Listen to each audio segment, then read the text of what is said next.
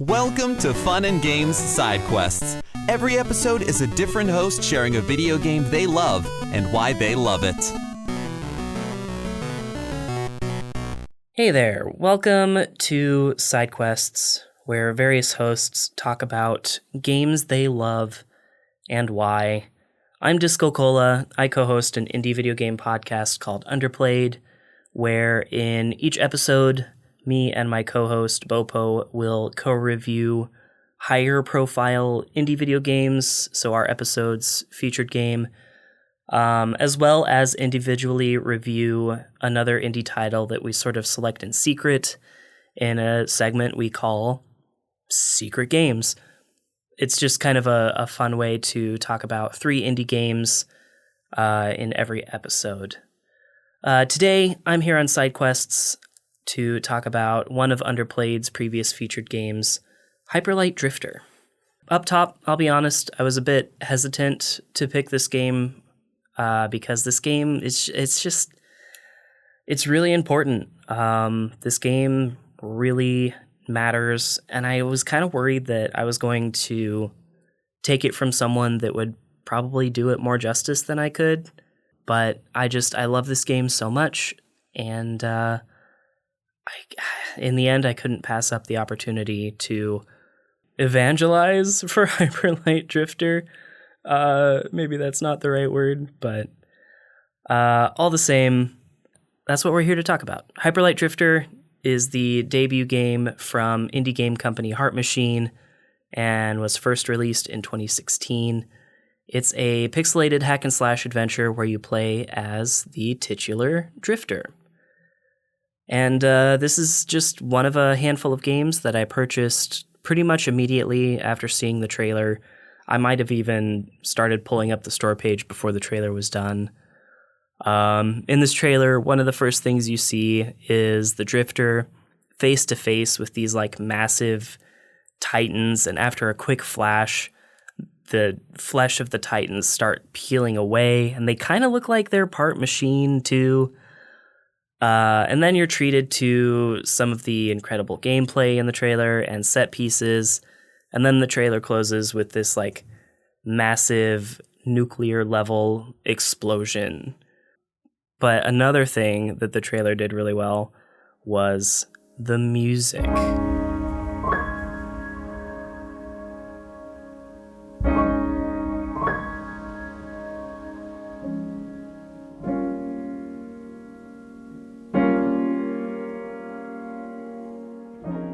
Just, man,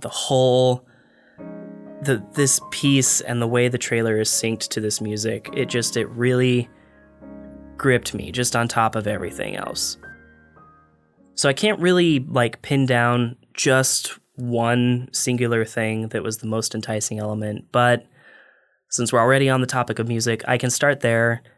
Our composer in Hyper Light Drifter is Disasterpiece. That's the stage name of Rich Vreeland. He's also known for loads of other video game and movie scores, including Fez, movies like It Follows and Bodies, Bodies, Bodies. And there's so many more, but those are just some of the higher profile ones I saw when I was looking through. The music in Hyper Light Drifter is it's almost always perfectly reflecting the environment. It's peaceful as you approach these areas of natural beauty, usually around like water. It can be like haunting and ethereal in areas of mystery. It's driving in these high action moments and really, really makes the boss fights stand out even more. And the music can even sometimes be kind of, it's hard to explain. It's a kind of gooey or wet when the environment is just a little bit dank. And then, oh man, you get one of the most beautiful pieces of music I've ever heard in my life in the song Panacea.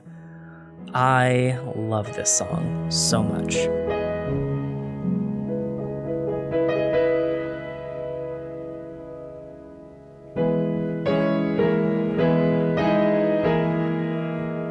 And even more than that, the game will effectively use moments of silence to sort of elicit this subconscious reaction, at least in me, causing me to like slow down and rest. I can just like take a moment to listen to the trees creaking in the breeze.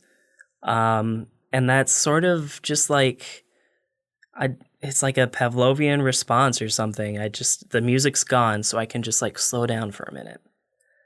I could go on and on about this, but I've only got so much time. As I play more and more indie games, the wordless game is becoming less and less rare, but this one tells an effective narrative better than any other wordless game that I recall playing. You pretty much never get more than press blank to do blank flashing on the screen, or do this to change weapons or something.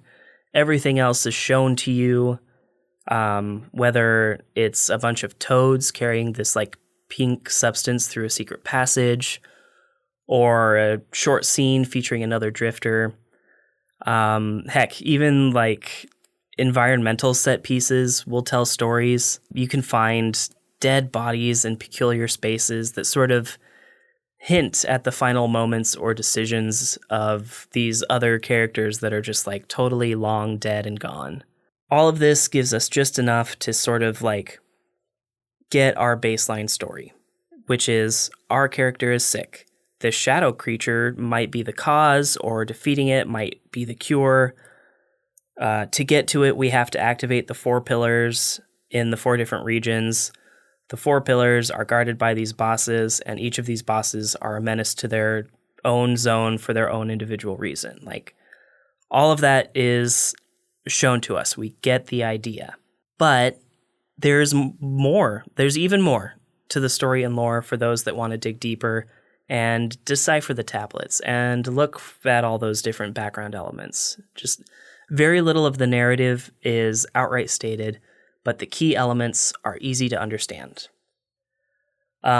Quickly, I want to mention the collectibles in this game. For me, this is the perfect level of collectibles for a game this size. The map is divided into 4 zones. Each zone has 4 tablets, 8 modules, 4 keys, and I think at least 2 outfits in each one, and then a whole bunch of gear bits, which is effectively this game's currency. There are also more collectible gun weapons that often come at the end of some great challenge or combat or something. So like you get the idea when you get to each zone. When you get to a new section of the map, a new quadrant, you know, okay, there are 4 keys here. I can find 8 modules, and I can find 4 tablets. So you sort of like understand what you're looking for, and then you can sort of easily keep track in your head. Okay, I found the 4, so I can be done here. Using the gear bits, you also get to upgrade the drifter's skill set, whether it be his sword techniques or mobility or your guns. It's just all of these upgrades, they feel incredible. You get like a bullet deflection sword and bullet canceling dash. Like, are you kidding me? And then like chain dashing takes a great move and just makes it so much better. So I feel like it goes without saying, but obviously I think the controls in this game are amazing. Anyways, the collectibles in a game are a big deal for me, and apart from about 7 or 8 just items that are a little bit too well hidden or maybe a little bit too difficult to nab, I think this collectible game is near perfect. One of the last things I want to talk about in Hyper Light Drifter is probably the biggest thing for me, and it's that I absolutely love the visual identity of this game. I have a list of games that I keep on backlogged that changed me forever. Me and my co-host call it games that changed our DNA. It's probably not a huge surprise that Hyper Light Drifter is on that list, but the reason that it is on that list instead of just being a game I love is that the visual identity of Hyper Light Drifter changed my life. Like, when I saw that trailer, yes, the music in the trailer, you know, I fell in love with that. But the pixel art and the color palette is really what changed me. I've always loved pixel art, and I've especially always loved 16-bit style pixel art. And I think this game executes that style to perfection, but it's more than that. Like, the environment is full of these sharp edges and straight lines, but nature doesn't work in straight lines, you know? It's like this planet, this like natural planet grew around this living and breathing machine. So I love finding these modules and pulling these relics out of the planet. I love activating these pulsating towers. Like, I can feel that my actions are bringing something back to life. And then the colors, oh man, this is like the aesthetic I didn't know that I was waiting for my entire life. These, just like these pinks and these greens, I can't explain it. It's like the green is this height of powerful energy. Just like when I see my big slash of my sword, like that after image, it's so powerful. And then the creeping crystals, they're sort of like a similar green, and those are scary and powerful. And the pinks, like, they have this like air of the unknown. And when I find it in machines, or when the magic birds are shooting me with pink magic, I'm dealing with something I'm not meant to understand. So, you know, after having lived through Hyper Light Drifter, like, if you make a pixel art game with vaporwave colors, you've probably immediately got my attention. So, Hyper Light Drifter, it's my favorite indie game of all time. If you ask me, it's an absolute must-play for action game fans. It's an absolute must-see for everyone. This game is beautiful in practically every facet. I love Hyper Light Drifter. But yeah, anyways, thanks for indulging me as I gush about Hyper Light Drifter. Obviously, you know how I feel about it, but if you want to hear how my co-host reviewed it, you can check out the 8th episode of Underplayed. And if you like what you hear on that episode, there's several more episodes just like it. But yeah, thanks for having me here on Side Quests. Be sure to check back regularly for more side quests and learn about some great games. And happy gaming. Do you feel like you're the only person in your circle who wants to go deep about video games regularly? We were like that too, until now. Welcome to Crossplay Conversations, the brand new bi-weekly topical video game podcast from Luke Lewis, Joseph Hooper, and Jacob McCoy. With many years of breaking it down separately on shows like the Left Behind Game Club, Player Podcast, and Lukewarm Games, the gang is finally coming together to publish their gaming group chat in audio form every other week. Expect roundtable reviews of the latest games, profiles of upcoming indies, and insightful conversations about essential topics in the video game industry.